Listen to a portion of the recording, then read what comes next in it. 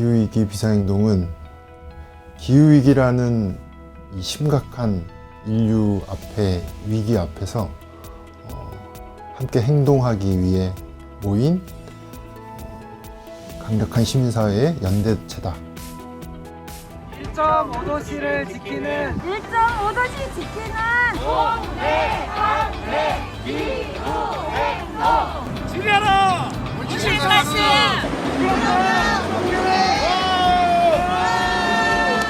동남아시아 사람들은 태풍 그리고 이상기후로 삶의 터전을 잃고 있기 때문입니다. 대한민국 국민인 저에게 편리한 생활을 보장해주는 우리나라의 시스템이 지금 반대편 어떤 사람의 삶을 짓밟고 있다면 저는 그 시스템이 바뀌어야 한다고 생각합니다. 이제 지구는 인간에게서 받은 온실가스라는 충격을 기후위기라는 재난으로 되돌려주고 있습니다.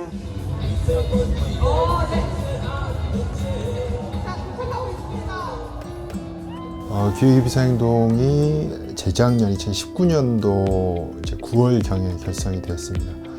이제 다들 기억하시겠지만 2018년도에 엄청난 폭염이 왔었고 매년 이제 기후위기에 대한 심각성 이런 것들이 점점 시민들에게 많이 인식이 되던 시기인데 이 시민사회 안에서 우리가 지금 기후위기 심각성에 비해서 뭔가 적극적으로 해야 되지 않겠냐라는 문제의식 때문에 함께 모이게 되었고 또 이제 기후 문제, 기후 변화 하면은 예전에 이제 환경단체 중심으로 대응을 해왔었죠.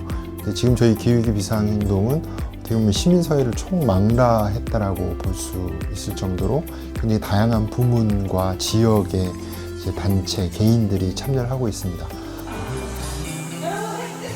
우리는 모두 연결되어 있습니다.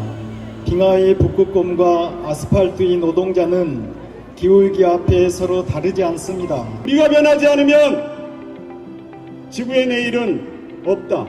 노동을 수탈하고 자연을 파괴하는 야만의 체제를 다른 체제로 전환할 때가 되었다. 기후의 이기는 노동의 이기다. 근데 기후변화라는 의제 자체는 청소년들만이 하나일 수 있는 문제는 아니라고 생각해요. 모든 세대 간의 문제이며 모든 세대의 미래에 대한 문제라고 생각을 해요.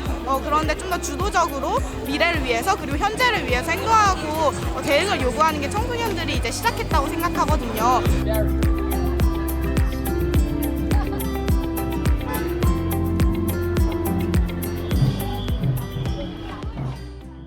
저희가 결성 당시만 해도 사실 기후 변화 나아가서 지금 이제 기후 위기라는 표현을 쓰는데 이런 것들에 대한 사회적 인식이 굉장히 많지는 않았던 것 같고 특히나 뭐 정부, 국회, 정치계에서는 별 관심이 없었죠. 근데 지난 1년 반 동안 이런 시민들 안에서 또 이런 정부나 정치권 안에서 이 기후 위기에 대한 인식이 굉장히 확대되는 것은 이 비상행동을 비롯한 이 시민사회의 활발한 활동 때문이었다라는 생각이 들고요.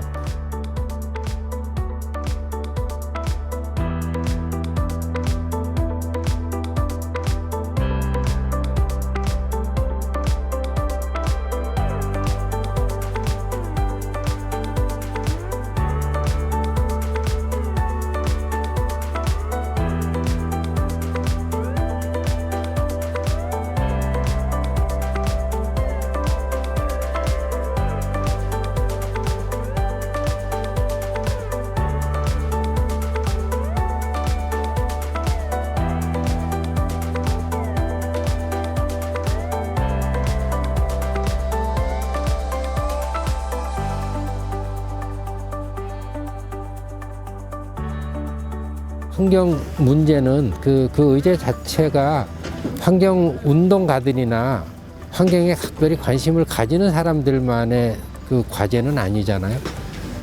우리 인류가 함께 당면한 위기에 관해서 함께 생각하고 대안도 함께 찾자고 하는 차원에서 벌어지는 일이니까 당연히 모든 분야의 그 단체들이 함께하고 속해 있는 모든 사람들이 당연히 함께 해야 할 일인데 그런 점에서 아주 좋은 모범을 보였다고 생각하고요.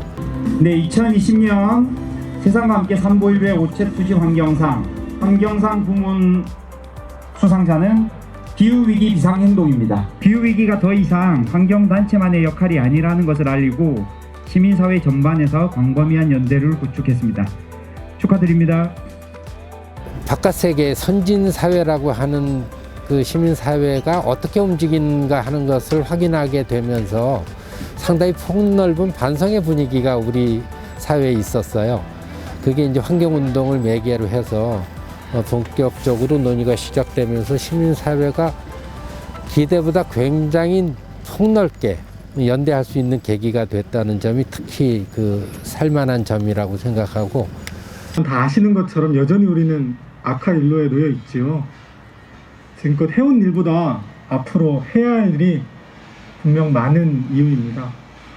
뭐 사실 우리나라뿐만 아니라 세계 대부분의 나라들이 사실 경제 성장이라는 것을 어떻게 보면 최고의 목표처럼 여기고 있습니다. 경제 성장을 위해서 다른 거는 다 희생해도 되는 것처럼, 그리고 경제가 언제까지나 성장할 수 있을 것처럼.